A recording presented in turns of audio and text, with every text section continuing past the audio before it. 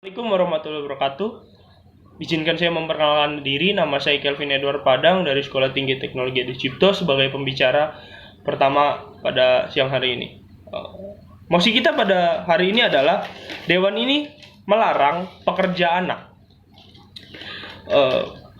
Untuk mengangkat mosi kita hari ini ada 3 argumen yang dapat saya bangun dalam kesempatan kali ini.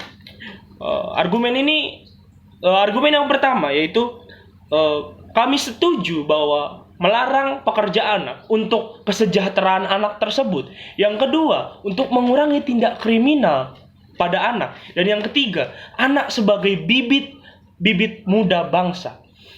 Masuk ke dalam argumen yang pertama yaitu kesejahteraan anak, di mana mengacu pada Undang-Undang Nomor 20 Tahun 1999 tentang batas usia minimum diperbolehkan bekerja, dan juga keputusan Menteri Tenaga Kerja dan Transmigrasi nomor 115 8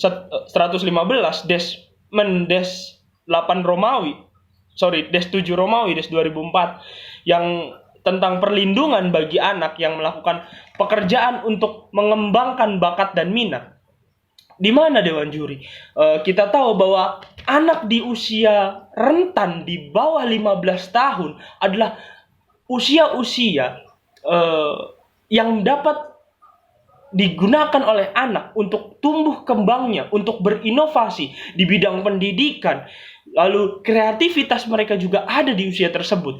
Kenapa hal ini sangat penting, Dewan Juri yang terhormat? Karena apa? Karena pendidikan adalah salah satu yang harus dikenyam di dunia, di mana pendidikan menciptakan tumbuh kembang anak dan juga menciptakan kreativitas dan inovasi. Jadi perlu kita pahami bersama bahwa banyak sekali kasus di mana anak tidak mengenyam pendidikan yang layak dan tidak bisa berkreasi. Akhirnya mereka terpaku pada titik yang salah. Mereka malah terjerumus dalam hal yang salah. Dan juga memangkas kreativitas dan inovasi itu juga hal yang salah. Maka contoh-contoh kasus apabila kesejahteraan anak ini terbangun adalah di negara Jepang contohnya, ketika anak-anak mendapatkan pendidikan yang layak, mendapatkan bisa berkreasi dan berinovasi dengan baik, maka anak tersebut juga dapat menjalani hidup dengan baik. Lalu argumen yang kedua, di mana mengurangi tindak kriminal. Mengapa hal ini bisa terjadi? Karena pertama, kurangnya pengawasan apabila anak bekerja. Anak-anak di bawah umur itu kurang diawasi karena dianggap adalah hal yang sepele, Dewan Juri yang terhormat. Dan juga tidak ada anak yang berani untuk melawan orang lebih dewasa darinya, umur lebih tinggi darinya. Itu sebabnya mengapa kami setuju untuk melarang pekerja anak, untuk mengurangi tindak kriminal akibat ketakutan anak untuk melawan hal itu terjadi, dan juga untuk lebih mengawasi anak. Banyak contoh kasus di mana di luar sana banyak anak yang bekerja tidak sesuai dengan porsinya, di mana harusnya ada perizinan dari orang tua, pengusaha memiliki perizinan juga untuk mempekerjakan anak, dan juga anak maksimal bekerja 3 jam, dan juga itu di siang hari dan di bawah jam mereka produktif, yaitu jam belajar, bersosialisasi, dan jam mereka berkreasi. Itu sudah bagian yang salah. Banyak yang menyalahkan hal itu. Ada yang bekerja di pagi hari, di mana orang harus mengemis, bahkan di malam hari mereka menjual dirinya. Seorang anak tidak layak mendapatkan hal seperti itu. Maka Dewan Juri yang terhormat, kita harus memahami bahwa pelarangan pekerja anak sangat penting untuk mengurangi tindak kriminal. Lalu yang ketiga, bibit masa depan bangsa. Betul sekali.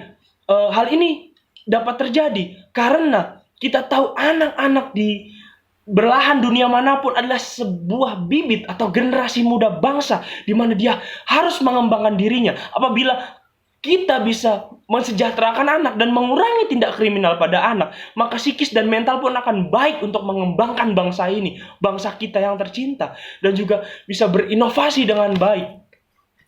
Mengapa hal ini itu sangat penting? Karena generasi kita atau bangsa kita butuh generasi-generasi yang maju, generasi-generasi yang produktif, generasi-generasi yang baik dan luar biasa. Maka dari itu kami sepakat untuk melarang pekerja anak. Dapat dilihat dari contoh kasus di mana Amerika atau memiliki standar di mana anak harus bekerja yang tegas dan juga anak harus mengenyam pendidikan di usia berapa dan di usia yang di bawah 17 tahun, bahkan diberikan subsidi. Dan juga di Jerman di mana anak-anak diwajibkan untuk sekolah, dan bisa dilihat hasilnya bahwa di Jerman anak-anak yang mengenyam pendidikan yang layak menjadi anak-anak yang cerdas, anak-anak yang baik untuk bangsanya. Begitu juga di Singapura. Maka dari itu Dewan Juri, dapat dipahami bahwa kami setuju untuk melarang pekerja anak agar anak lebih sejahtera, lalu mengurangi tindak kriminal dan menjadi bibit-bibit unggul, bibit-bibit masa depan bangsa. Sekian dari saya. Terima kasih.